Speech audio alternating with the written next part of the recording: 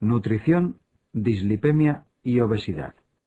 Se tratarán en el siguiente tema de una manera profunda las dislipemias, incluyendo sus causas y tratamiento, la valoración nutricional y el soporte nutricional enteral y parenteral, y por último la obesidad, su clasificación y tratamientos médicos y quirúrgicos.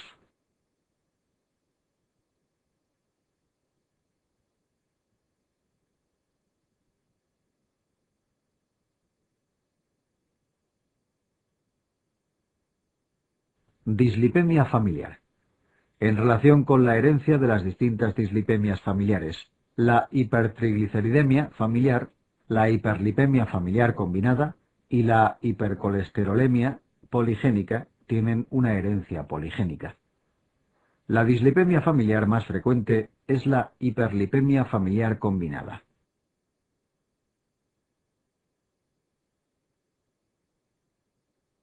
Tiene interés la diferenciación clínica entre la hipercolesterolemia familiar monogénica y la poligénica. En la forma monogénica aparecerán xantomas tendinosos, y estos pacientes tienen más de un 10% de familiares afectos. En relación a los valores de colesterol, en el caso de la hipercolesterolemia familiar poligénica, los valores varían entre 200 y 300 miligramos por dl. En la forma familiar monogénica heterocigota, entre 300 y 600 miligramos por dl. Y aquellos pacientes homocigotos para la forma familiar monogénica presentan valores superiores a 600 miligramos por dl.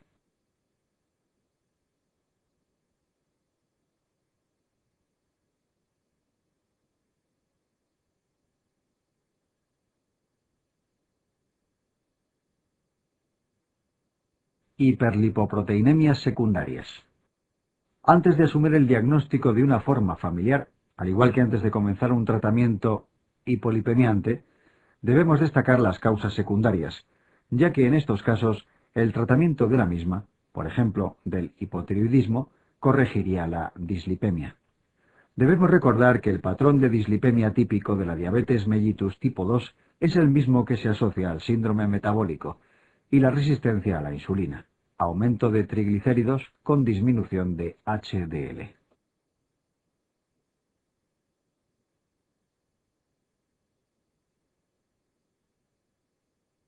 En la diabetes mellitus tipo 1 podemos encontrar un patrón similar al de la diabetes mellitus tipo 2 en periodos de mal control glucémico. También son de especial importancia la dislipemia asociada a resistencia a insulina, que se asocia al tratamiento antirretroviral de alta actividad con inhibidores de la proteasa.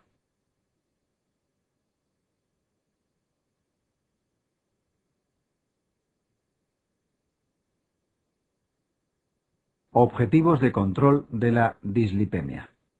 Incluimos a continuación los objetivos de control de la dislipemia según el tercer panel de control, ATP tercero. Estos objetivos serán diferentes en función de la presencia o no de los distintos factores de riesgo cardiovascular o de la presencia de enfermedad vascular ya establecida. Recordar que la diabetes mellitus es un equivalente de cardiopatía isquémica en este sentido.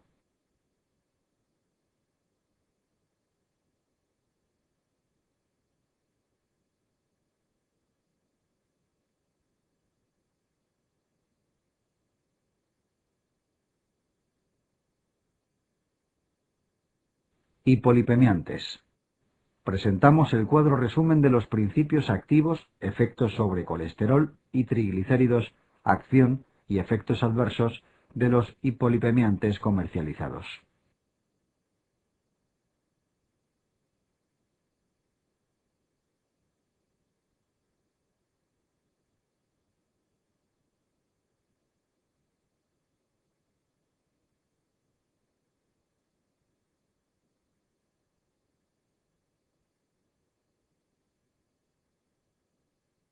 Valoración de la desnutrición. Aunque clásicamente se describían dos síndromes, el marasmo y el cuásicor, en la práctica clínica la mayoría de los estados de desnutrición son mixtos. El primer índice de utilidad para la valoración nutricional es el peso y sus distintas combinaciones. Tiene gran importancia también el conocimiento de las características de las proteínas que evalúan el compartimento visceral, albúmina, transferrina, prealbúmina y proteína ligadora de retinol, junto con su vida media.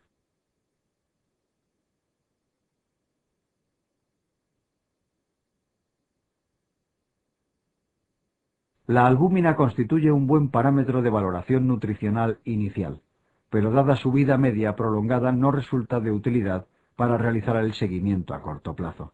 Por otra parte, un valor normal casi siempre se corresponde con una adecuada situación nutricional proteica, pero un valor inferior a la normalidad puede aparecer ante enfermedades agudas que desplazan la síntesis hepática hacia otras proteínas o en pacientes portadores de hepatopatías.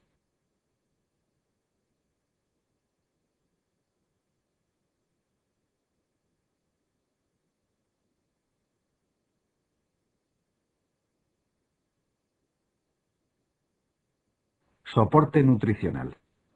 Cuando se quiere realizar una nutrición correcta, es importante, en primer lugar, realizar una valoración del estado nutricional y a continuación realizar una evaluación de los requerimientos. Para ello es preciso conocer el metabolismo basal y el gasto energético añadido del paciente.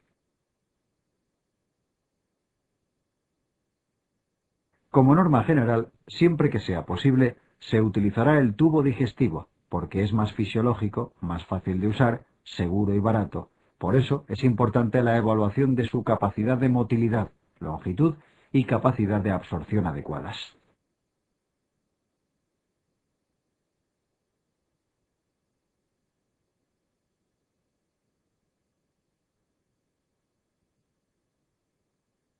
Se presenta el algoritmo del soporte nutricional cuando éste esté indicado. De una manera general, se precisará el soporte nutricional cuando el paciente sea incapaz de cubrir por sí mismo más del 50% de sus necesidades calóricas y proteicas durante más de 7 días. Si el paciente presentase una situación de desnutrición previa, la indicación de soporte nutricional se establecería con un tiempo de espera inferior a 7 días.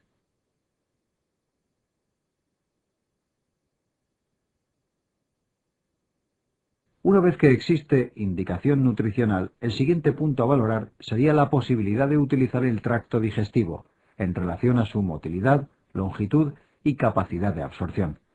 Si el tracto digestivo es utilizable, el siguiente punto a plantear es si el paciente presenta problemas de deglución. Con estos pasos, lo que pretendemos es utilizar el sistema más fisiológico posible siempre, recurriendo a la nutrición parenteral únicamente cuando no es posible mantener una nutrición adecuada a través del tracto digestivo, o bien cuando la nutrición enteral esté contraindicada.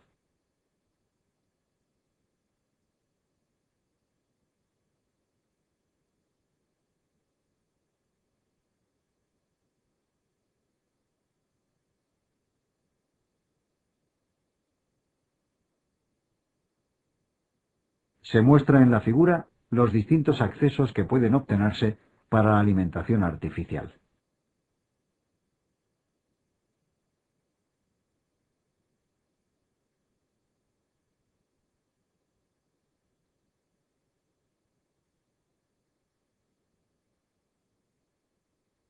Nutrición enteral. Entre las complicaciones de la nutrición enteral debemos destacar distensión abdominal. En este caso siempre hay que destacar la presencia de híleo paralítico, vómitos o regurgitación. Obliga a suspender la nutrición, valorar el tránsito intestinal, descartar distensión gástrica y comprobar la correcta colocación de la sonda. Broncoaspiración de la dieta. Obliga a la suspensión de la dieta. Diarrea. Si es desde el día 1 a 4 del inicio de la nutrición, suele corregirse disminuyendo el ritmo de infusión o añadiendo fibra. Si se produce a partir del día 4 de nutrición, es importante descartar otras causas, mediante la realización de coprocultivos.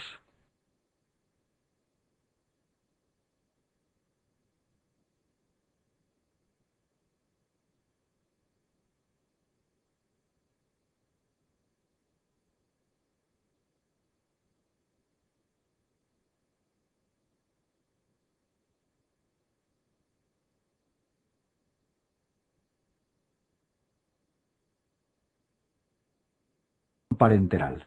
Se presentan las indicaciones de la nutrición parenteral.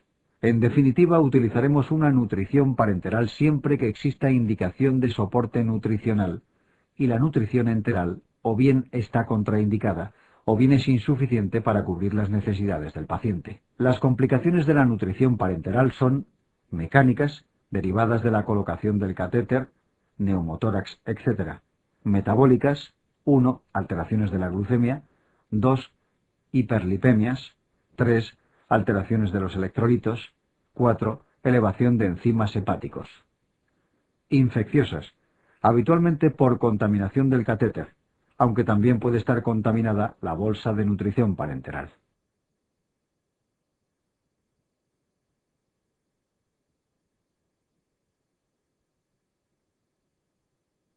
Clasificación de la obesidad. El índice de masa corporal o de Quetelet se define como el cociente entre el peso en kilogramos por la talla al cuadrado en metros. El IMC nos permite clasificar la obesidad en grados.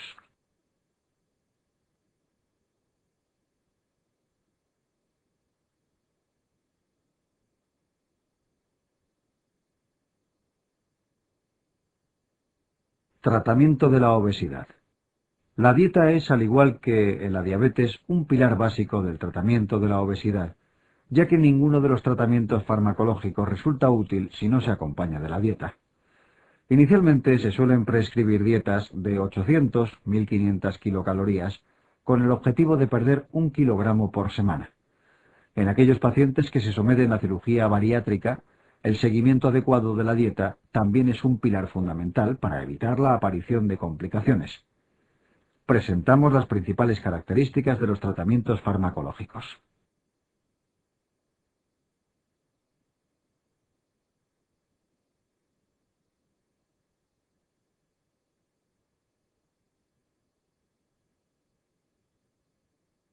Objetivos de tratamiento en la obesidad. Se presentan los objetivos del tratamiento de la obesidad en función de su grado y los tratamientos recomendados en cada caso.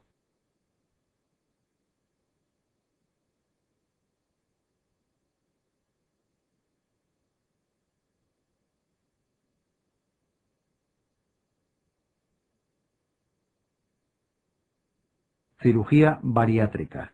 Se presentan a continuación las indicaciones de la cirugía bariátrica. Es de especial importancia tener en cuenta que el paciente no debe presentar patología psiquiátrica asociada y debe tener un riesgo quirúrgico y anestésico aceptable. Para evitar las complicaciones es fundamental una educación nutricional y apoyo psicológico tanto previamente como después de la intervención. Los suplementos multivitamínicos y de oligoelementos, así como la monitorización periódica del estado nutricional del paciente. Unas buenas recomendaciones y seguimiento dietético serán capaces de prevenir la principal complicación de la cirugía bariátrica, los vómitos.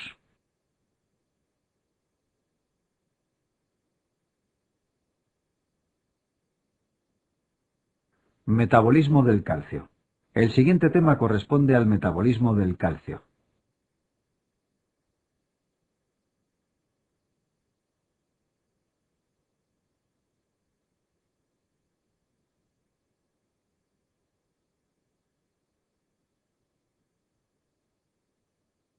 Diagnóstico diferencial.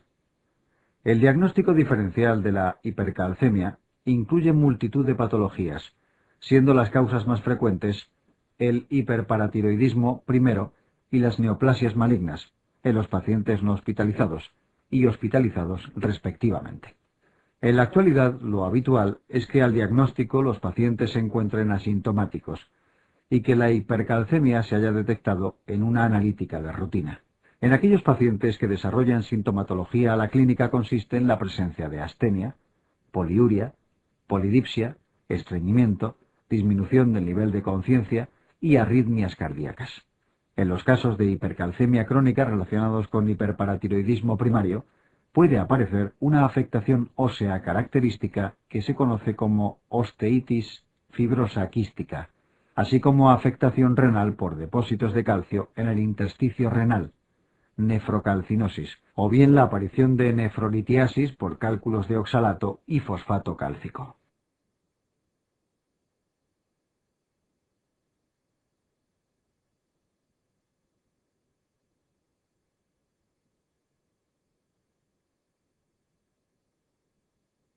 En cuanto al diagnóstico diferencial, el dato que más información aporta son los niveles séricos de fósforo. Aquellos pacientes con niveles de fósforo bajos o en el límite bajo de la normalidad, en la inmensa mayoría de las ocasiones van a padecer un hiperparatiroidismo primero. Por lo tanto, para confirmar este, debemos determinar los niveles de PTH inmunorreactiva. Si estos se encuentran elevados antes de diagnosticar al paciente de un hiperparatiroidismo primero, debemos descartar que el paciente no esté tomando sales de litio, que producen una hipercalcemia, con fósforo bajo y PTH elevada, por bloqueo del sensor de calcio de la glándula paratiroidea, o que el paciente no padezca una hipercalcemia hipocalciúrica familiar, enfermedad de herencia autosómico dominante en la que existe una mutación en el sensor de calcio de la paratiroides y túbulo renal, que cursa con hipercalcemia desde la infancia y rara vez es sintomática.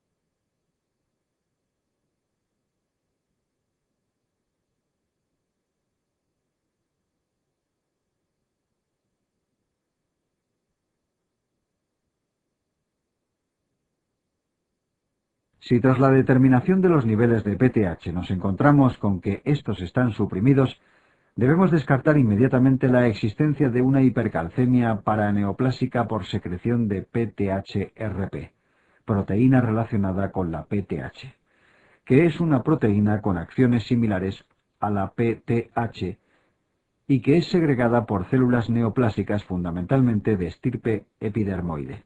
En el otro lado tenemos los pacientes que presentan fósforo elevado o en el límite alto de la normalidad.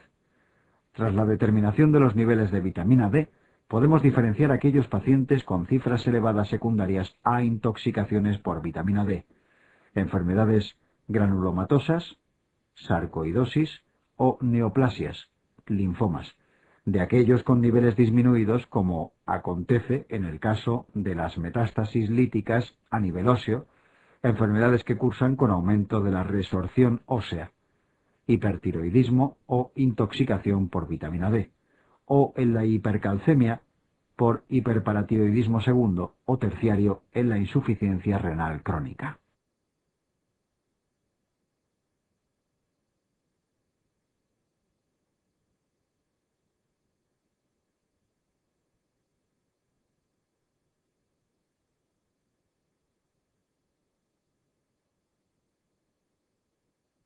La hipercalcemia aguda es una situación de gravedad que puede comprometer la vida del paciente. Por lo tanto, va a requerir la instauración precoz de medidas terapéuticas con el objeto de disminuir las cifras de calcio plasmático. La medida más precoz y eficaz es la rehidratación del paciente, que corrige la situación de repleción de volumen que presentan estos sujetos e incrementa la eliminación urinaria de calcio. Una vez conseguida la repleción de volumen, la adicción de diuréticos de asa, furosemida, incrementa aún más la eliminación urinaria de calcio.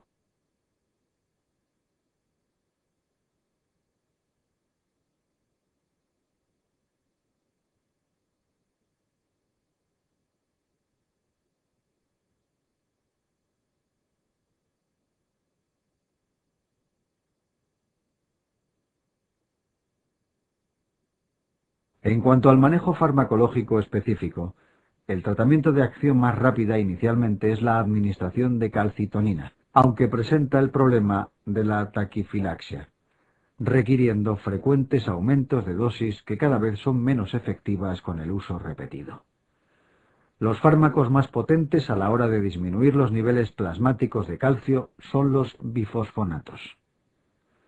Estos fármacos tardan en conseguir un efecto completo entre 24 y 48 horas, aunque su vida media es muy prolongada, y mantienen su acción sobre los niveles de calcio durante varios días. Su principal mecanismo de acción es la disminución de la resorción ósea al inhibir la acción osteoclástica.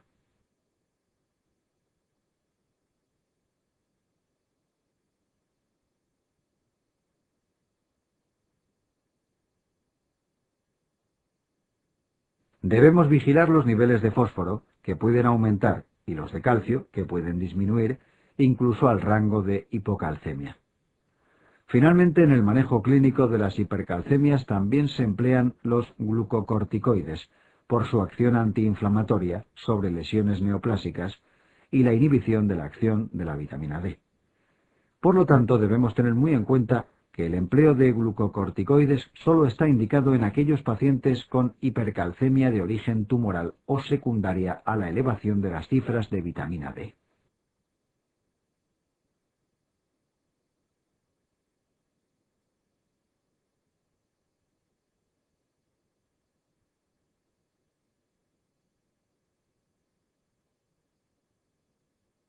Una vez realizado el diagnóstico de la hipercalcemia provocada por un hiperparatiroidismo primero, he instaurado el tratamiento en situación aguda si éste es necesario. La decisión más importante a tomar en el hiperparatiroidismo primero es si el paciente presenta indicación quirúrgica o no. Los criterios de indicación quirúrgica se reflejan en esta diapositiva, y son la edad, se interviene a todos aquellos pacientes menores de 50 años, la elevación de los niveles de calcio plasmático, 1 miligramo por dl, por encima del límite superior de la normalidad, que normalmente se sitúa en 10,5 miligramos por dl. La eliminación urinaria de más de 400 miligramos de calcio al día.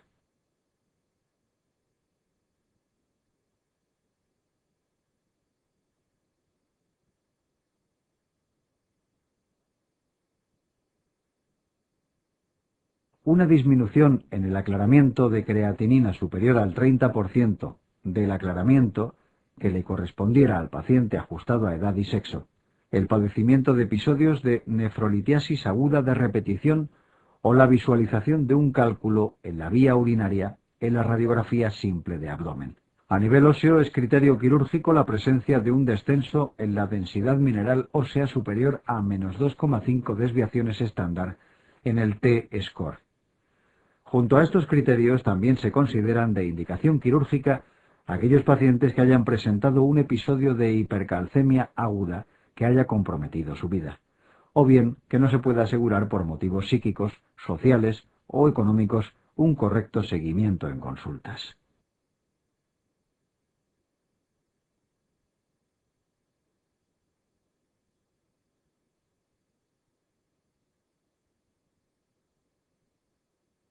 Una vez indicada la cirugía, recordar que para la realización de la misma no es imprescindible ninguna prueba de imagen, ya que la palpación manual de las glándulas paratiroides por parte del cirujano es el método más sensible para la identificación de la glándula patológica.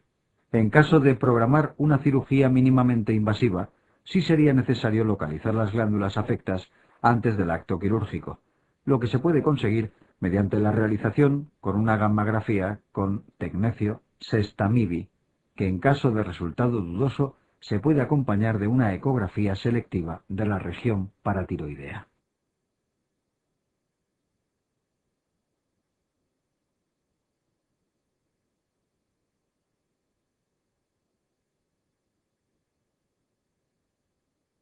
Si el paciente con hiperparatiroidismo primario no presentara criterios de cirugía o rechazara la misma, debemos iniciar medidas dietéticas y farmacológicas con el objeto de intentar mantener los niveles de calcio dentro de un rango no peligroso para la vida del paciente.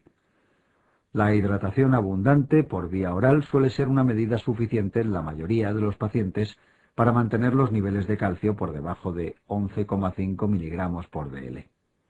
En aquellos pacientes en los que esta medida no es suficiente para el control del calcio o presenten complicaciones asociadas al hiperparatiroidismo, debemos instaurar tratamiento farmacológico.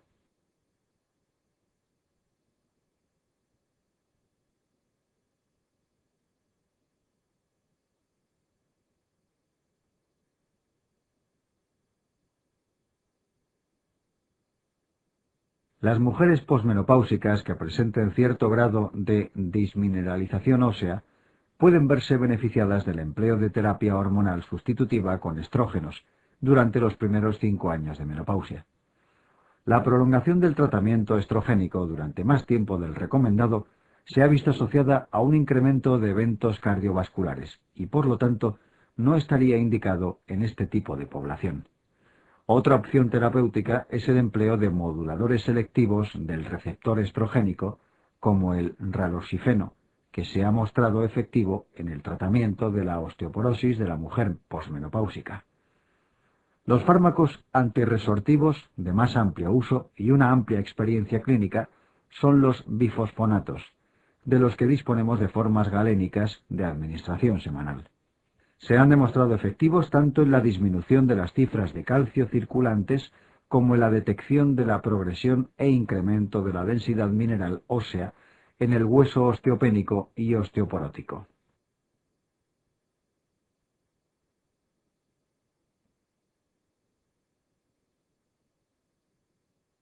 Recientemente se ha introducido como tratamiento antiosteoporótico la administración de sales de estroncio.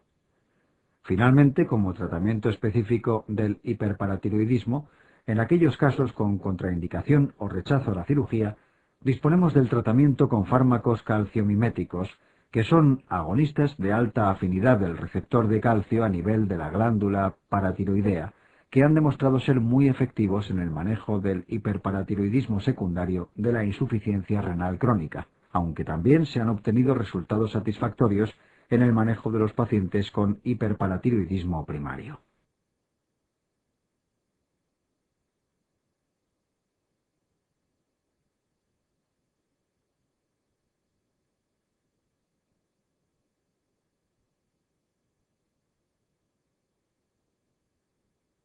La hipocalcemia se va a manifestar clínicamente como un cuadro de hiperexcitabilidad neuromuscular, en el que van a aparecer espasmos carpopedales y musculares, y en los casos más extremos, espasmos laríngeos y convulsiones. En casos severos puede cursar con parada cardiorrespiratoria. A nivel cardíaco se asocia con inversión de la onda T y prolongación del intervalo QT. Clínicamente podemos valorarla mediante los signos de Trousseau y Vostek, o espasmos carpopedal tras el inflado de un manguito de presión arterial en una extremidad superior con compresión mantenida por encima de la presión arterial sistólica, o la aparición de trismus tras la percusión sobre los músculos maseteros respectivamente.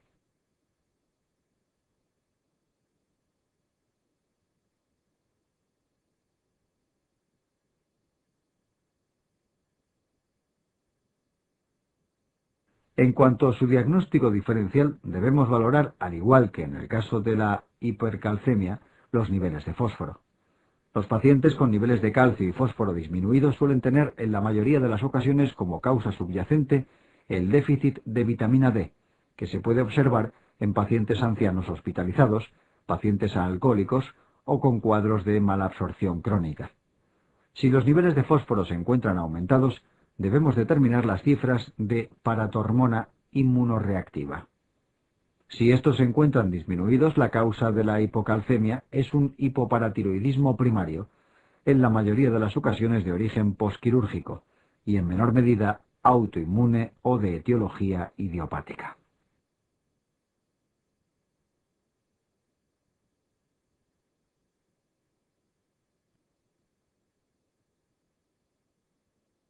Si los niveles de PTH están elevados, nos podemos encontrar ante una fase precoz del hiperparatiroidismo secundario de una insuficiencia renal crónica, o bien el paciente puede presentar una anomalía en el receptor de PTH, conocida como pseudo-hipoparatiroidismo.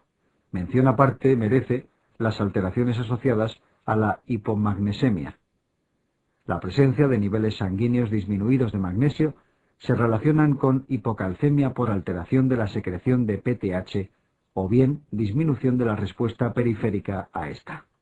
Si la hipomagnesemia es leve o moderada bioquímicamente, nos encontraremos con cifras de calcio descendidas y aumento de PTH. Si la hipomagnesemia es severa, nos encontraremos con hipocalcemia y descenso de las cifras de PTH. Por lo tanto, ante cualquier hipocalcemia que no se corrige con tratamiento habitual, debemos pensar en la presencia de una hipomagnesemia coexistente y corregir previamente esta.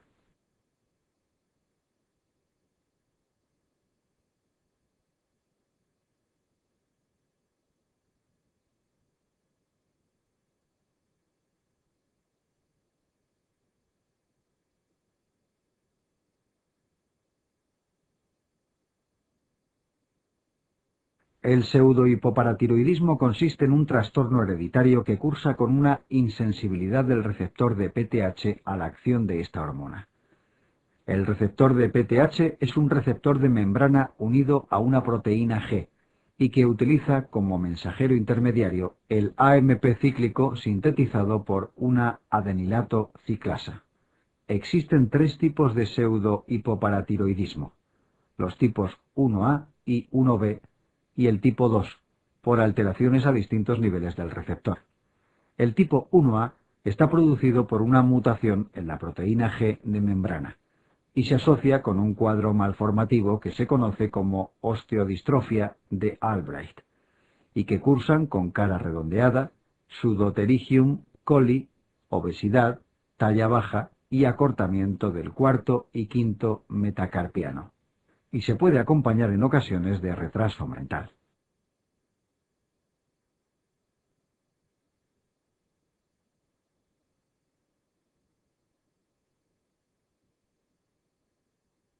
Como la proteína G interviene en otros receptores hormonales, los pacientes presentan resistencia a la acción de otras hormonas como la TSH, GnRH y hormona antidiurética. La mutación se localiza en el cromosoma 20. El pseudohipoparatiroidismo tipo 1B presenta una alteración en el receptor entre la proteína G y la producción de AMP cíclico. El pseudohipoparatiroidismo tipo 1B presenta una alteración del receptor posterior a la producción de AMP cíclico.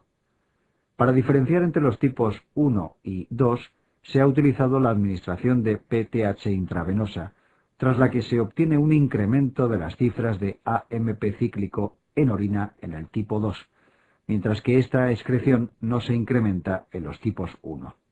En ninguno de los tres casos se incrementará la excreción urinaria de fósforo en respuesta a la PTH, lo que confirma la insensibilidad del receptor a la acción de la hormona. La presencia de osteodistrofia de Albright, sin alteración en el receptor de PTH ni ninguna otra insensibilidad a la acción hormonal, se conoce como pseudo-hipoparatiroidismo.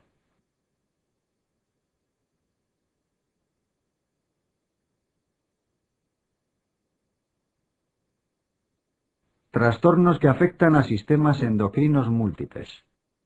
El siguiente tema corresponde a los trastornos que afectan a sistemas endocrinos múltiples.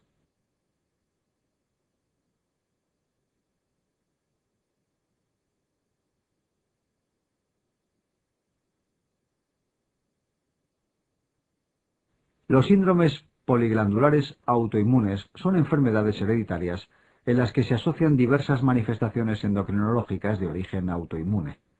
Existen dos tipos. El síndrome poliglandular autoinmune tipo 1 presenta una herencia autosómico recesiva relacionada con mutaciones en el gen AIRE localizado en el cromosoma 20. Es una enfermedad que se diagnostica en la infancia, cursando con una tríada característica, consistente en la aparición de candidiasis mucocutánea resistente al tratamiento habitual, adrenalitis autoinmune e hipoparatiroidismo autoinmune.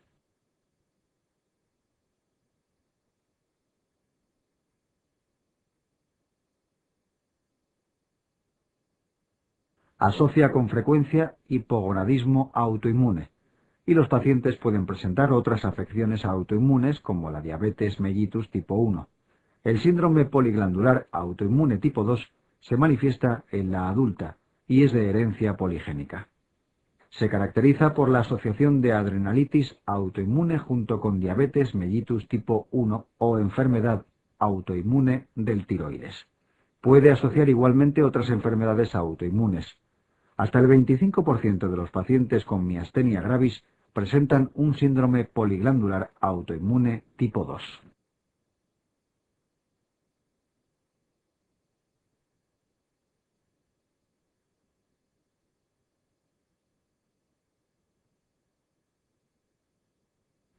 Las neoplasias endocrinas múltiples, MEN, son enfermedades hereditarias en las que se asocian varios tipos de tumores de estirpe endocrinológica. El MEN tipo 1 se hereda de forma autosómico dominante por la mutación de un gen conocido como menina localizado en el cromosoma 11. La alteración que con más frecuencia presentan estos pacientes es un hiperparatiroidismo primero, como consecuencia de una hiperplasia de paratiroides, al contrario que ocurre en el hiperparatiroidismo primero aislado, en el que la mayoría de las ocasiones, más del 80% de los casos, lo que encontramos es un adenoma de paratiroides.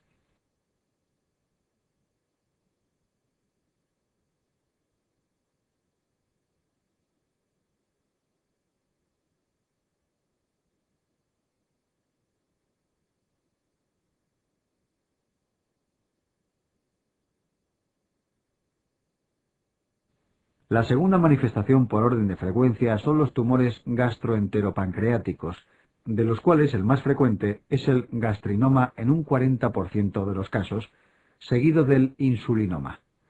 Finalmente, estos pacientes asocian tumores hipofisarios, siendo el más frecuente el prolactinoma seguido del productor de GH. En un 25% de los pacientes podemos encontrar adenomas no funcionantes localizados en la suprarrenal. El MEN tipo 2 es consecuencia de una mutación en el protooncogen RET localizado en el cromosoma 10.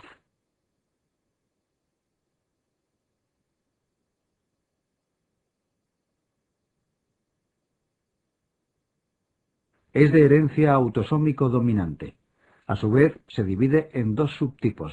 El MEN tipo 2A asocia cáncer medular de tiroides como manifestación más frecuente, que además se localiza de forma característica en la unión del tercio superior con los dos tercios inferiores de cada lóbulo. Aproximadamente la mitad de los pacientes van a presentar un feocromocitoma que con frecuencia es bilateral y que característicamente produce más adrenalina que noradrenalina.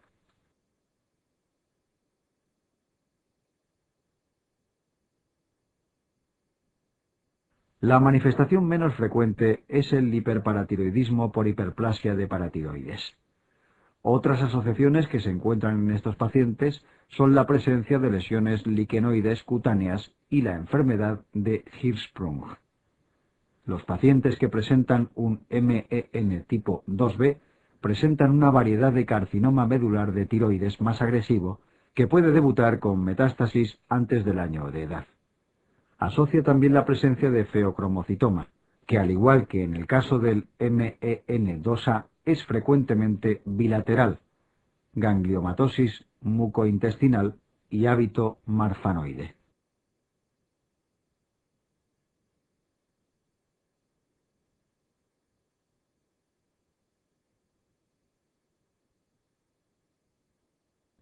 La segunda manifestación por orden de frecuencia son los tumores gastroenteropancreáticos, de los cuales el más frecuente es el gastrinoma en un 40% de los casos, seguido del insulinoma.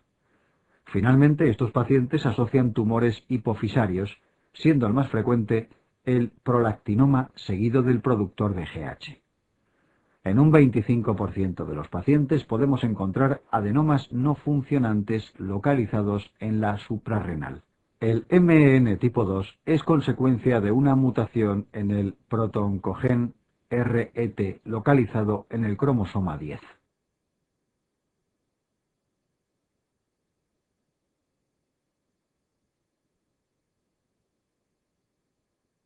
Es de herencia autosómico dominante.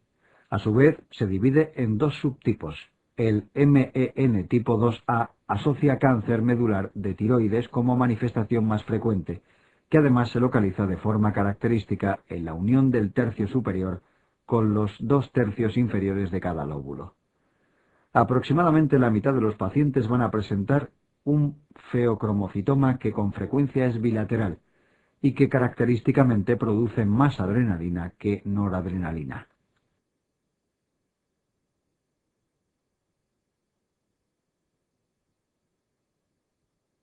La manifestación menos frecuente es el hiperparatiroidismo por hiperplasia de paratiroides.